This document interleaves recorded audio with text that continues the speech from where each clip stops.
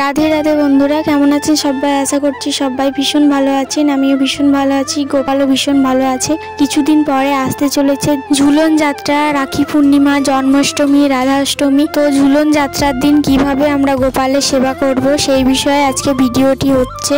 আপনারা ভিডিওটা পুরোটা দেখতে থাকুন, আর চ্যানেলে যদি নতুন হন তাহলে অবশ্যই চ্যানেলটাকে সাবস্ক্রাইব করে নেবেন। ঝুলন যাত্রা কিভাবে পালন করব সে বিষয়ে একটি ভিডিও আমি পোস্ট করে দিয়েছি, আপনারা ভিডিওটা অবশ্যই একবার দেখে নেবেন। রাধা কৃষ্ণের বিভিন্ন লীলাকে কেন্দ্র করে ঝুলন যাত্রা তো একটা বিশেষ অনুষ্ঠান। সেই দিন আমরা গোপালকে কিভাবে সেবা করব? সবার প্রথমে গোপালকে পঞ্চামৃত দিয়ে স্নান করাবো, খুব সুন্দরভাবে গোপালকে শৃঙ্গার করিয়ে দেব, আর তারপরে দোলনায় দোলাবো গোপালকে।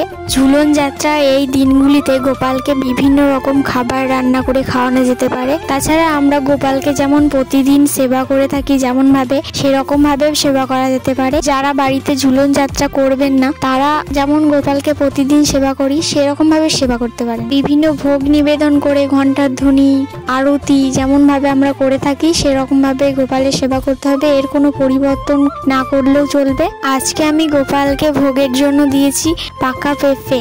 আপনার বাড়িতে যদি গোপাল থেকে থাকে তাহলে অবশ্যই যেমন ভাবে সেবা করেন সেভাবেই সেবা করবেন। আজকে ভিডিওটা আমি এখানে শেষ করছি। যদি আপনাদের ভিডিওটি ভালো লেগে থাকে তাহলে অবশ্যই চ্যানেলটাকে সাবস্ক্রাইব করে নেবেন। গোপালের প্রসাদ দর্শন করুন আজকে। রাধে রাধে।